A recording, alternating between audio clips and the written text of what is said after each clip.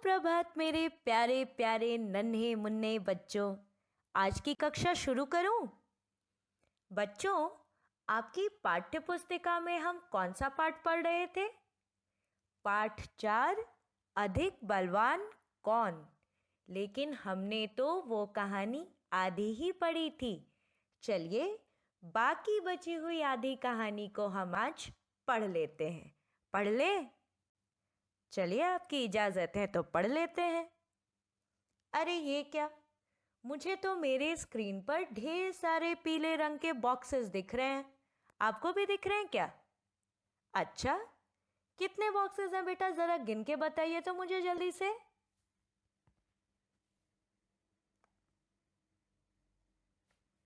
ये देखिए, ये है पहला बॉक्स, ये है दूसरा बॉक्स, ये कौन सा बॉक्स है? तीसरा। ये है चौथा बॉक्स, ये है पांचवा बॉक्स और ये है छठा बॉक्स। और आगे ऐसे ही ढेर सारे बॉक्सेस हैं।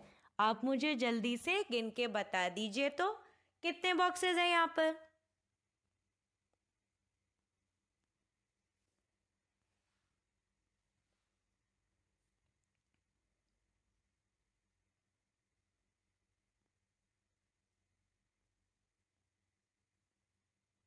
गिन लिया?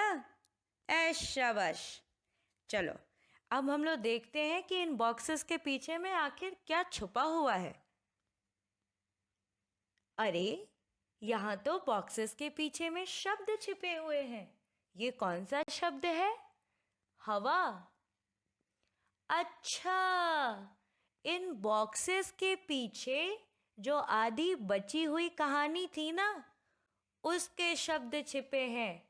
तो चलिए, जल्दी जल्दी हम इन बॉक्सेस को हटाते हैं और आगे की कहानी पढ़ते हैं। ठीक है, चलिए। पहले क्या आपको दिख रहा है? हवा और जोर। बच्चों, फिर यहाँ पर ध्यान देना, यहाँ पर ज के नीचे में बिंदी है, तो नीचे में जो बिंदी दी जाती है उसे क्या कहते हैं? हाँ, नुक्ता कहते हैं। ठीक है, अगर यहाँ पर नुक्ता नहीं होता तो ये शब्द कैसे पढ़ते आप लोग? तब आप लोग इसे पढ़ते जोर। लेकिन चूंकि यहाँ पर नुक्ता है तो आप कैसे पढ़ रहे हैं इसे? जोर। ओके। से चलने लगी। अभी देखिए बच्चों, लगी के बाद में जो है एक लकीर खींची हुई है। ये किस चीज का चिन्ह है? बिल्कुल सही, ये पूर्ण विराम का चिन्ह है। तो बेटा, पूर्ण विराम कहाँ पर लगता है? जब वाक्य पूर्ण हो जाता है। पूर्ण का मतलब होता है पूरा। क्या पूरा हो गया? वाक्य पूरा हो गया। कौन सा वाक्य? हवा और जोर से चलने लगी। तो बेटा, आप लोग इंग्लिश में भी when you write a sentence, तो वो सेंटेंस जब कंप्लीट होता है तो you put a dot, that is known as full stop. तो बेटा, हिंदी में भी वाक्य के खत्म होने पर हम ये पूर्ण विराम का चिन्ह लगाया करते हैं। ठीक है, तो अभी तो एक वाक्य ही पढ़ा है हमने कहानी का। आगे देखें कितने वाक्य हैं। अंत में आदमी नीचे ही गिर पड़ा, पर कोट उसके शरीर पर ही रहा। अब हवा थक गई थी।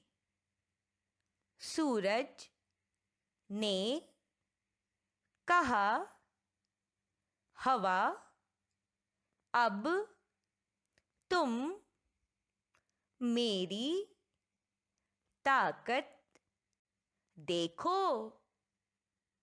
सूरज तपने लगा। बच्चों, पहले आप यहाँ तक पढ़ने का अभ्यास करें। जब अच्छे से अभ्यास हो जाए उसके बाद बच्चों एक वाक्य को एक बार में पढ़ने का आप अभ्यास करेंगे, ठीक है? कैसे? मैं आपको पढ़ के सुनाती हूँ। हवा और जोर से चलने लगी। अंत में आदमी नीचे ही गिर पड़ा, पर कोट उसके शरीर पर ही रहा। अब हवा थक गई थी। सूरज ने कहा, हवा, अब तुम मेरी ताकत देखो। सूरज तपने लगा। ठीक है बच्चों, इस तरह से पहले आप हर एक शब्द को पढ़ने का अभ्यास करें।